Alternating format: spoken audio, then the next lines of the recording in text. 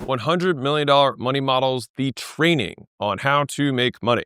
We're going to be covering all of this stuff in the next few hours together. You'll also notice that some of these things correspond with the chapters of the book, $100 Million Money Models. You'll also know that some of these things are not included in the book. And that is because some of these things are extras. They're Easter eggs. They're my gift to you for actually making it over to the internet where you can watch with your eyeballs and listen with your earballs. I will have things that are additional to the book chapters that go in a little bit more depth, because with a book, you have to be super constrained in terms of attention. With videos, they can be a little bit more engaging. And so I cover a few more examples, a few different examples, and add in some chapters that I ended up cutting out in the final version. So enjoy. With that being said, let's get into context. Context. The purpose. So why does this book exist? The $100 Million Offers books answered the first question, what do I sell? Because if you have nothing to sell, there's nothing you can do. Now, from there, once you have something to sell, you need somebody to sell it to, because you still can't get money unless you have a person who gives you that money. Great. $100 Million Leads answer that question, which is how to get strangers to want to buy your stuff, which the subtitle of that is advertising, and the core 4 and lead getters and all the things we go into in that book. So why does Money Models exist? Well, Money Models exist between both of these books, which is how to monetize. If you have something to sell, and then you have people to sell it to, then you have okay, well, how do I get them to give me money? How do I get them to buy more stuff from me? How do I actually make a profit from this? And how do I profitably advertise in order to let even more people know? All of those questions were answered in this book. And to give you a little bit of backstory on this really quickly, I wrote this book first. And it was because this was my cookbook for making money. This was all the tricks that I knew about making a business make more money. But then I was like, okay, I can't wait to release this thing. And then I realized, oh shoot, unless they know how to advertise, they're not gonna be able to use any of the stuff in this book. So I was like, okay, I gotta start writing this book on leads and advertising. And as I was writing this book on leads and advertising, I was like, oh crap, if they don't have anything to advertise, they're not gonna be able to use this book. So then I had to write leads. So I ended up having to write 2 books in order to get to this third book in the trilogy, which I'm excited to share with you now. So why do I write these books? This is a little Isaac Newton. If I have seen further than others, it is by standing upon the shoulders of giants. And so my goal is to pass as much on to you as I possibly can, and hopefully make you lots and lots of money. And maybe someday you hit me up and say, hey, can you invest in my company? And I'd be happy to do that. Otherwise, just make money. I'm going to die. So are you. And at least we can share some stuff. All right. Big picture, we're all here because other people in the past documented what they did for generations. We may not remember the names, but we do pass on the learnings. And so that's kind of my goal here. And so education is the greatest legacy of all. That's why I make all the stuff that I make. All right. And so consider the alternative. You live a life amassing education and then you die. And then everyone has to relearn what you learned. Everyone suffers what you suffered. What a waste of a life. And so I do this while I grow because I don't want to forget the little details at the end of my life. Because some people are like, oh, I'm going to document at the end. It's like, well, you're going to forget all the details by then. And so I try and make as much stuff as I can as I go up. Breadcrumbs, if you will. Simple skills are easy to teach. Complex skills often include some type of mentor or apprentice relationship for years to transfer knowledge. So think about like deal making, surgery, scientists. Those are things that usually are complex skills, but it's more so that there's just bundled terms that have many skills underneath of them. And so it's more that people have a harder time quantifying it than it is that they are complex versus simple. But the thing is that there's not very many apprenticeships for business. This is the problem, right? And so my books and my trainings are my attempt to mimic apprenticeship at scale. So here's the problem this book solves. Most advertising isn't profitable, aka people lose money getting customers. And so let me explain how this works. Let's say you make $1,000 in profit per customer over the lifetime. So this would be a lifetime gross profit of $1,000. And it costs you $100 to get a customer. That's CAC, cost to acquire a customer, CAC. So LTGP is 1,000, CAC's 100, LTGP to CAC, which is a ratio, is 10 to 1, which means for every dollar you put in, you get $10 back out. Now you should make that trade every time. But what if you make the $1,000 in a bulk payment 12 months later? Well, shoot. So that means you put $100 out today and then you do all this work and then you get paid a year later. Ugh. Well, you should still make the trade, but you're going to have a lot of cash flow problems, right? So you have your negative 100 day 1 or month 0, and then you're still losing money all this time delivering to the customer. And then finally they pay at the end. It could be equally said that let's say if we had a 10-year LTV and someone paid you $100 a year for $8.33 a month for the next 10 years, you should totally make that deal. you're still not going to have any money even be profitable until month 13. You would either have to burn your own savings, which sucks. You'd have to burn other people's savings through debt and equity, meaning you sell portions of your business in order to get more cash. You do fundraising, right? Or you raise some sort of loan from a bank so that they can basically fund your business while you wait to get this money back from customers, which sucks and is hard. And I get it because I've been there. But the good news is there is a better way, which is door 3. Make more than $100 in profit in the first 30 days for this particular instance. And so this book is door 3. So if the problem is that most advertising is profitable, the solution is something I call client financed acquisition or customer financed acquisition. CFA is sometimes what I refer to it as. And the point of that is to make money faster.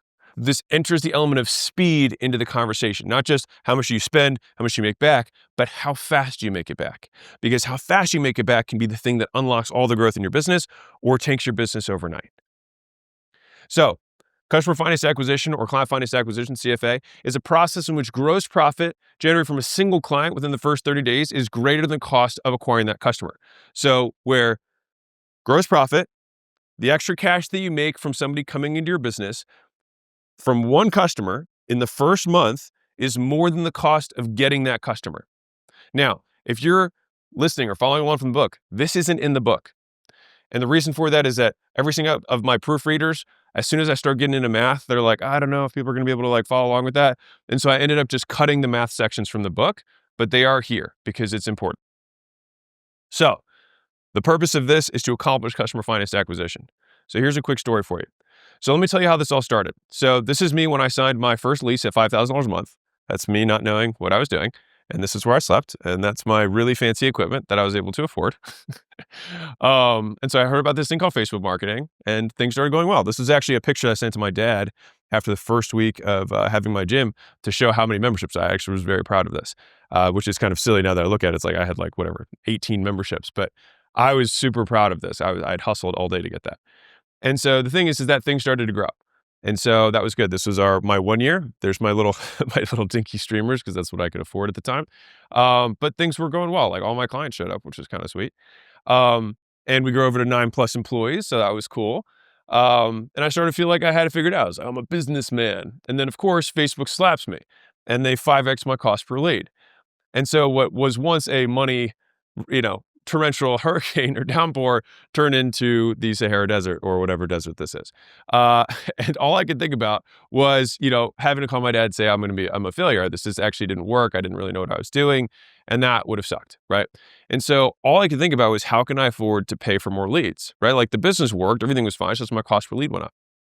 And so I needed something that was immediate cash up front so I could pay off my credit card bill for the ad spend without going into debt. And so I want to highlight one key point right now is that 2 types of business owners. One type of business owner tries to keep figuring out and being upset about the things that are out of their control. If CPMs, the cost per impression goes up on a platform, you can either afford the impressions or you can't. Now you can beg, borrow, and steal and wish that the impression cost goes down, but it's not going to change anything, right? Of course, you can make better ads, you can make better hooks, things like that. But fundamentally, my lead costs went up. So you can either go out of business or you can try and figure out a way to make more money per customer. And so that's what we did. All right. And so this is what happened. So I'm traveling home for the holidays and I've got this layover somewhere and I see a guy from college in the same waiting area. And I was like, oh, no, shoot. I was like, hey, what's up, dude? So we start chatting and it turned out that he'd started a supplement business. I was like, oh, okay. Kind of interesting. And so I was like, hey, so how much do you make a month from your supplement company? He's like, well, I got 2 locations. One does about 80,000 a month. The other is 130,000 a month. And I was like, a month? It's like selling supplements? And and I was like, hold on. I was like, if this guy can make an extra 80,000 a month selling supplement without any members, I got a gym. He has no gym. I've got a gym with members. He doesn't have members. I was like, I can definitely sell 20 grand a month with my members just to cover my costs. And so I put an order for supplements to resell at my gym. And at first, of course, no one bought until one day I was able to make a sale. And then from that day going forward, I began selling $200 per person in supplements. So about $100 in profit. And that $100 offset my cost of getting a new member in the door. And so I used to have to spend money to get the person in the door and then sell them stuff and then wait to get, recruit membership costs, et cetera.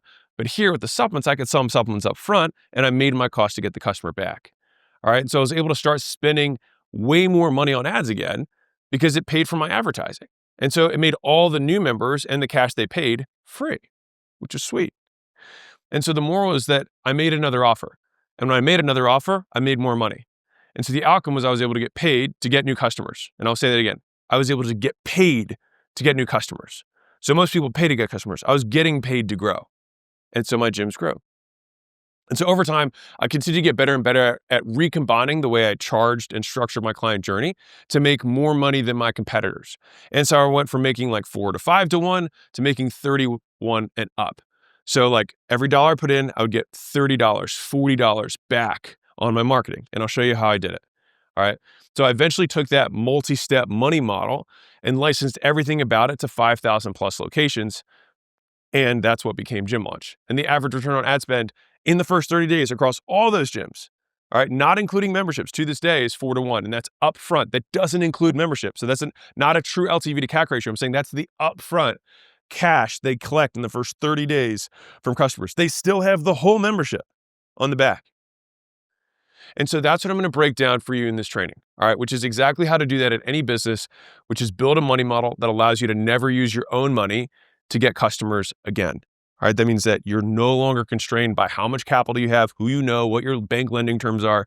It's just about what you can design in terms of how you build your money model so that you can use other people's money, not banks, but your other customers' money to finance your growth. So that was my quick story. All right. And we have given you context. Now we begin. How businesses make money.